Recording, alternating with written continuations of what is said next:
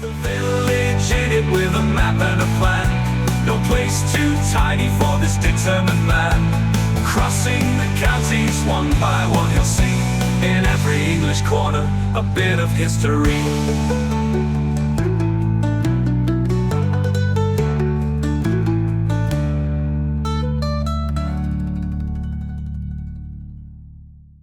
The North Kesteven series is sponsored by Gainsborough Cycles 01427 617 752. For all your cycling needs, this is your one-stop shop located at 20 Ropery Road, Gainsborough, or online at gainsboroughcycles.com. There's a link in the description. Gainsborough Cycles, ask for Trevor Halstead. Welcome back to North Kesteven again, folks. Now, what does the county of Lincolnshire have in common with the county of Herefordshire, other than being in the Midlands? Well, we're about to find out as we take a journey around Burton Pedwardine.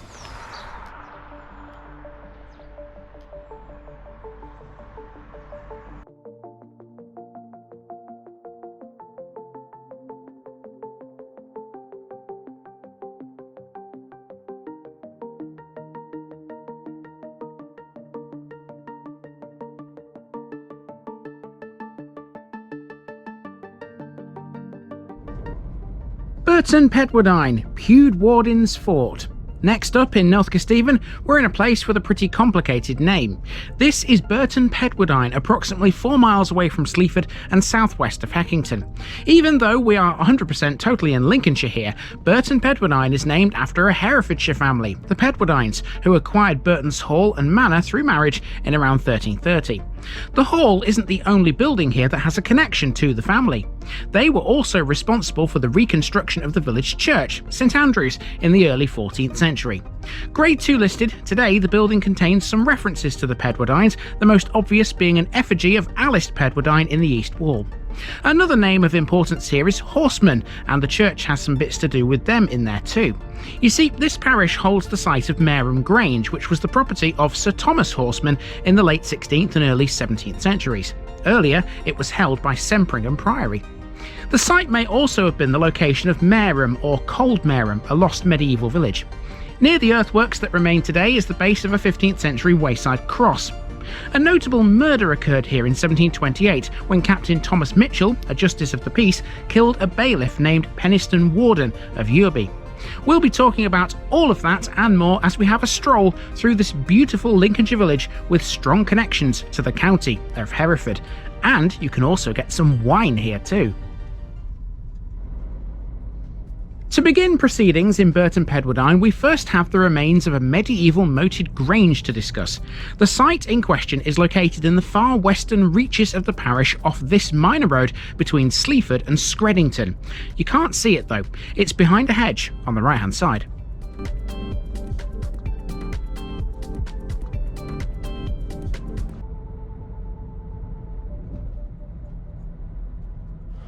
Okay, so the site of Mareham Grange is not accessible to the public, but you can at least see where it is. Here's a gate, which is off the road we've just been driving on, and Mareham Grange is somewhere in this field. I think it might be there. I'm not terribly sure. If I can just see the faint sort of outline of a couple of earthworks just there. It's in this field anyway at some point. if you were able to walk across this field, we would see said earthworks. Now of course, because it's on private land, I can't actually go over there and show you it firsthand, but I can give you a special section about it.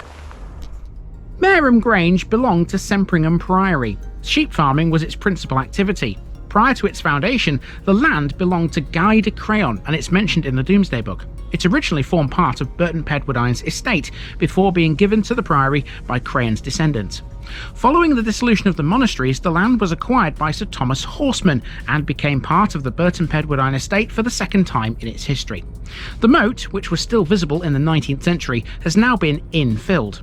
The northeastern corner is cut off by the Peterborough to Lincoln railway line, and a slightly raised area in the southwestern corner indicates the location of buried structural remains, possibly some ancient agricultural buildings.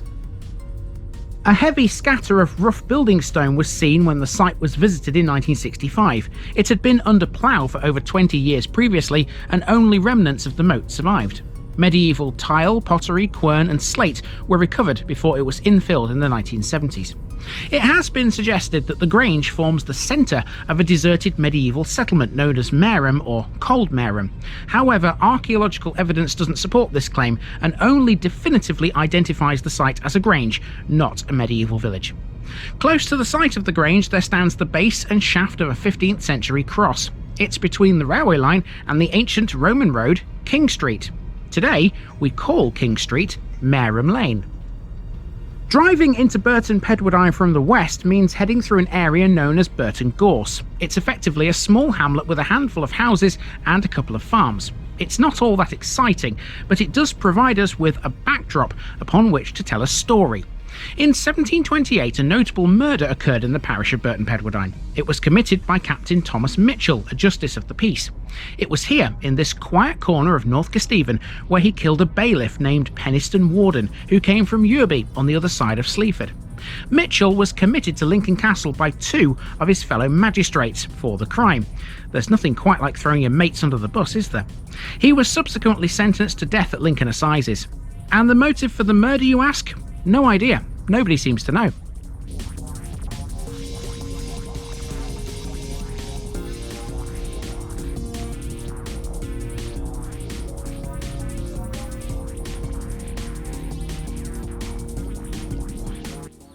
The first landmark of note in Burton Pedwardine is the point where the Peterborough to Lincoln railway line rushes under one of the village's streets. Let's head for that from this northern arm of the settlement. The railway affords us another interesting tale, although this one's a bit more involved than the murder. Railway promoters first showed an interest in the eastern areas of Lincolnshire in 1844. Several lines were proposed to link London with Leeds and York, all passing through Lincolnshire and some through Lincoln City itself. To that end, the East Lincolnshire Railway Company, or ELR for short, had strong links with the London and York Company. Indeed, 2 men were directors of both. The London and York Railway would later become the Great Northern Railway in 1846. Their proposals for Lincolnshire threatened the business of all the established railways operating between London and the north, because they offered shorter and cheaper routes. At the time, some 39 Lincolnshire Railway bills were offered to Parliament, an indication of the railway mania in the 1840s. There was a 40th, although it was never presented in a parliamentary bill. At some point in the 1840s, an advert was placed in the Stamford Mercury by 2 men going by the names of Bubble and Squeak and Timothy Teaser. Now, if those were their real names, may the Lord above strike me down right now for ridiculing them. Nope, we're all good, let's carry on. They came from Screddington and Burton Pedwardine respectively, and their proposal was for a line entitled The Bridge End, Burton Pedwardine and Screddington Railway. Nobody has ever been able to determine if their advert was a joke or not, but it seems highly likely. As you can imagine, the line in question was never built.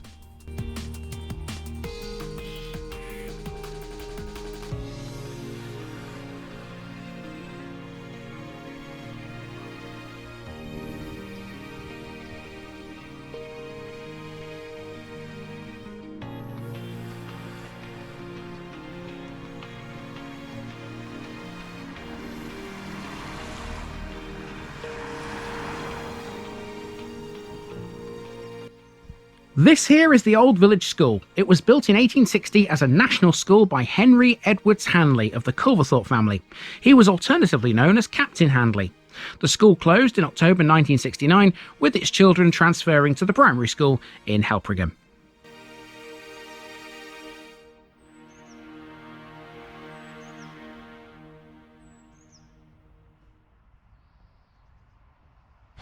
Absolutely love how the old school has still got its old bell still in situ in the bellcote on its gable there.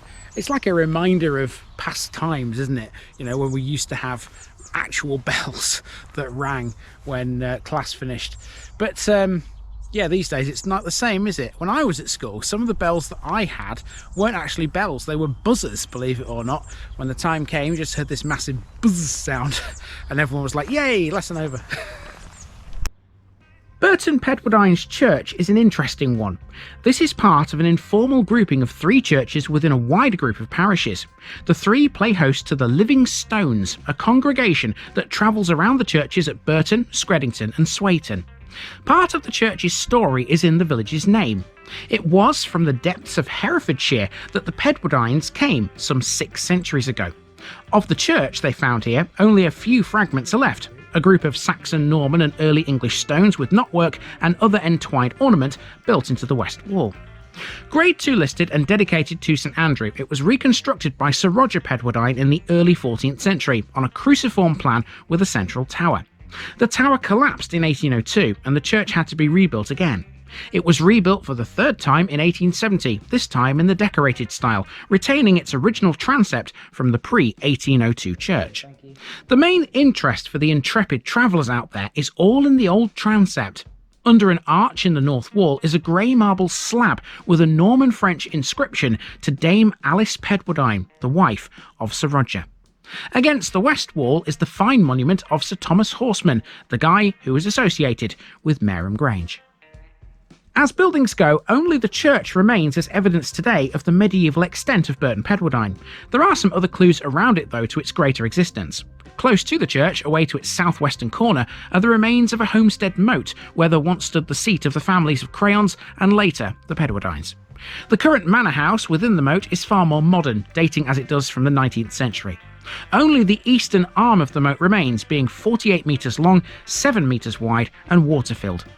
Later building work on and around the platform has destroyed any evidence of the north and south arms, but a dip in the ground between the house and the church does suggest an original, almost square raised platform surrounded on 4 sides by a moat. This site may have originated prior to the Norman conquest. Its earliest discernible phase, however, appears to be a Motte and Bailey castle. The big clue for this assertion is the name of the village. This site would have literally been the Burr in Burton. It was presumably 12th century date-wise, although indications of the Bailey are not immediately apparent.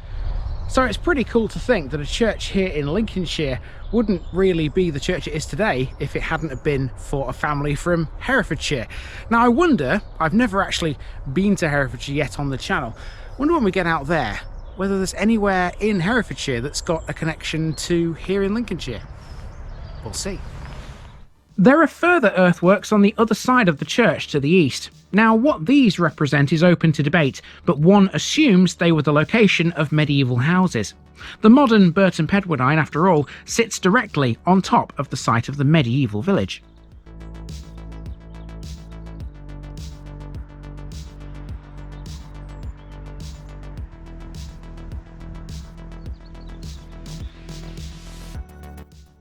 The village has another Grade 2 listed building within it. That would be Glebe Farmhouse on Main Street. Doubtless the property has heaps to talk about, but it's Glebe Farm itself that's going to provide the final bit of interest on this walk. At Glebe Farm, you can get yourself some proper English wine.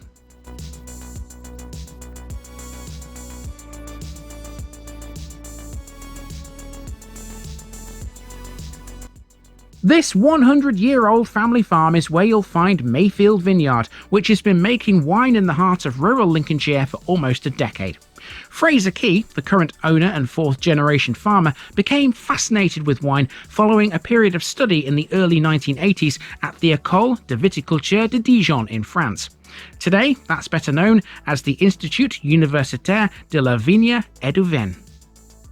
In 2011, after years of research into suitable vines for the Lincolnshire soil and climate, Fraser planted Phoenix, Villeris, Bolero and Regent vines, thus creating the Mayfield Vineyard.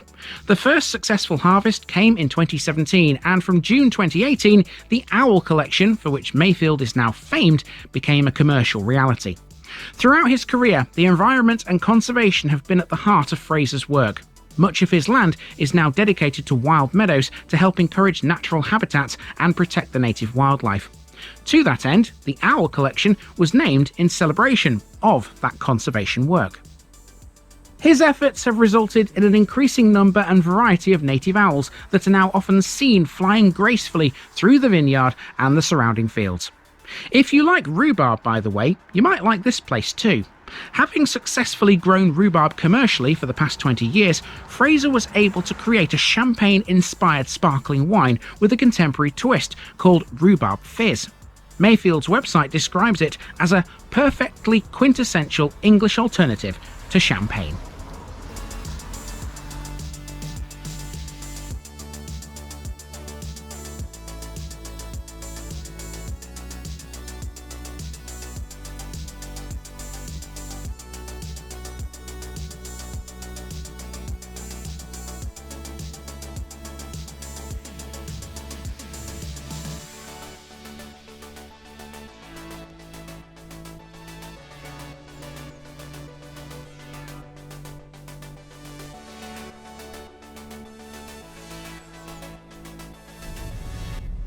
I absolutely love villages like Burton Pedwardine, don't you? I mean, when you look on the map and see this tiny spot on the rural landscape, you just instantly assume it's got next to nothing. How wrong that assertion is. Burton Pedwardine is full of stories. Here, you could have a nose for the crime and also a nose for the wine. See you down the road tomorrow, folks.